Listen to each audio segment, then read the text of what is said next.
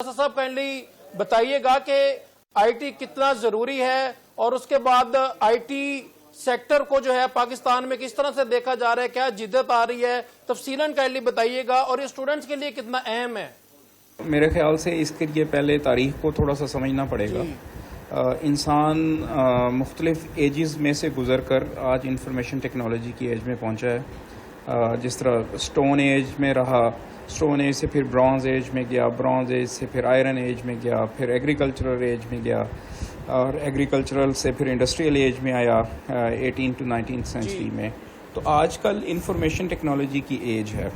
तो इंसान ने हर ज़माने की हर वक्त के लिहाज से उसने अपने बच्चों की तरबियत की है। तो चूँकि अब हम इंफॉर्मेशन टेक्नोलॉजी की एज के ज़माने में हैं, तो मेरे ख्याल से बच्चों को बचपन से ही इंफॉर्मेशन टेक्नोलॉजी की तालीम और तरबियत देनी चाहिए, क्योंकि ज़िंदगी के हर शोबे के अंदर इंफॉर्मेशन टेक्नोलॉजी का रोल है। स्पेसिफिकली टॉकिंग अबाउट एजुकेशन, तो एजुकेशन आपने नोट किया होगा कि आजकल स्कूल्स भी बहुत ज़्यादा कंप्यूटर्स के ऊपर असाइनमेंट्स देते हैं और एवेल्यूएशन सिस्टम भी कंप्यूटर्स के ऊपर हैं। तो ये बच्चों के लिए तो बहुत ही ज़रूरी है ताकि वो बड़े होकर इस माशरे के लिए, अपने मुल्क के लिए मुफीद इंसान बन सकें। जी, coming to your second question कि किस एज से स्टार्ट करवाना चाहिए बच्चों को, तो इसका आंसर तो बड़ा इजी है। अगर आप देखें तो आजकल हमारे माशरे में आपने नॉर्मली ये नोट किया होगा कि माएँ अपने बच्चों के हाथ में बिल्कुल बचपन से ही मोबाइल थमा देती हैं। तो बच्चे मोबाइल से अपनी मर्ज़ी से चीज़ें सीखना शुरू हो जाते हैं।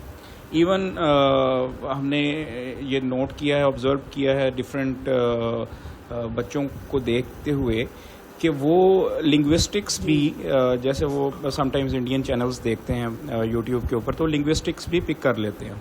तो मेरे ख्याल से बच्चों की तालीमी नशोनुमा के लिए बिल्कुल इब्तदा से, यानी कि 3-1 साल की उम्र से बच्चों को इस तरह टेक्नोलॉजिकल गैजेट्स जिस तरह मोबाइल्स हैं, टैब्स हैं, इनके ज़रिए बेसिक प्रोनंसिएशन, ज़ुबान दानी और टेक्नोलॉजी के बारे में जानकारी दी जा सकती है और बच्चे बहुत जल्दी पिक करते हैं, क्योंकि जो इंफोटेनमेंट का कॉन्सेप्ट है कि एजुकेशन इन एंटरटेनमेंट, राइट। तो आपने देखा होगा कि मुख्तलिफ़ किस्म की पोइम्स और मुख्तलिफ़ किस्म की राइम्स जो हैं वो पढ़ के बच्चों को कॉन्सेप्ट समझाने की कोशिश की जाती है और बच्चे उसको बहुत जल्दी पिक करते हैं। तो इसी तरह जब बच्चा थोड़ा सा बड़ा हो तो उसको फिर टेक्नोलॉजिकल चीज़ों की जानकारी भी दी जा सकती है, जैसे कि इंटरनेट का यूजेज, मोबाइल के ऊपर या लैपटॉप के ऊपर डिफरेंट किस्म की कॉन्फ़िगरेशंस, ये बिल्कुल बेसिक्स हैं जहाँ से बच्चों को स्टार्ट करवाया जा सकता है।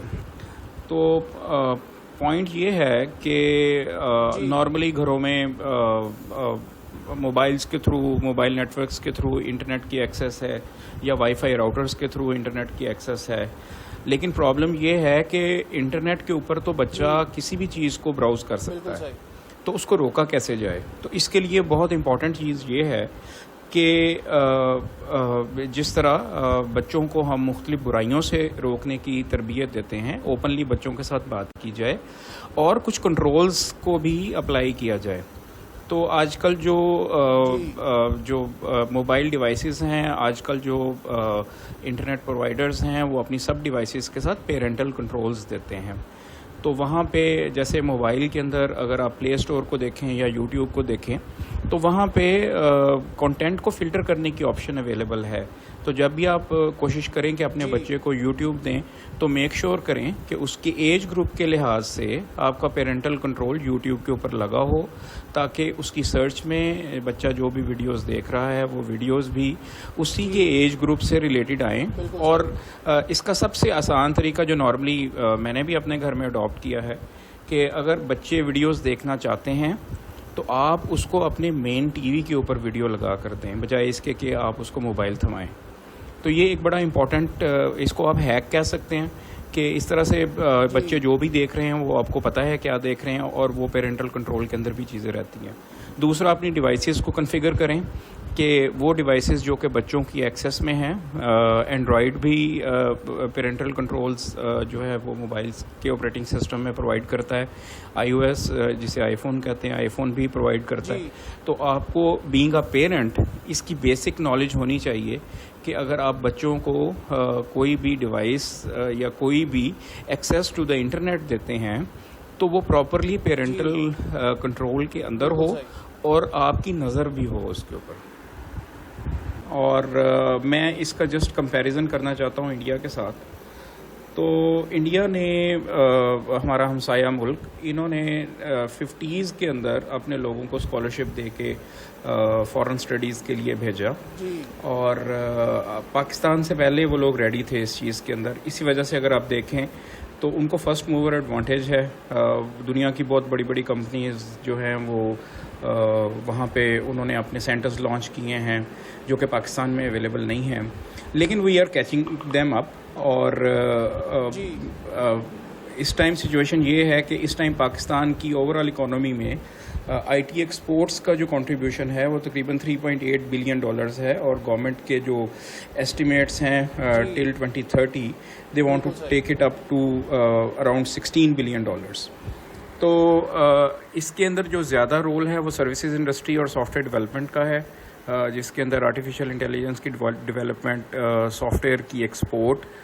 تو میرے خیال میں اگر گورنمنٹ اس سیکٹر کے اوپر تھوڑی سی مزید توجہ مرکوز کرے تو اب دیکھیں ہم آئی ایم ایف سے $1-2 بلین کے لیے ہمیں کتنی محنت کرنی پڑتی ہے اور کتنے کتنی کوشش کے بعد وہ ہمیں $1-2 بلین کا لون دیتے ہیں. تو میرے خیال میں یہ $2-3 بلین جو ہیں اگر تھوڑا سا آئی ٹی انڈسٹری کے اوپر فوکس کیا جائے تو آئی ٹی انڈسٹری کی سب سے امپورٹنٹ بات یہ ہے کہ اس میں انویسٹمنٹ بڑی کم ہے.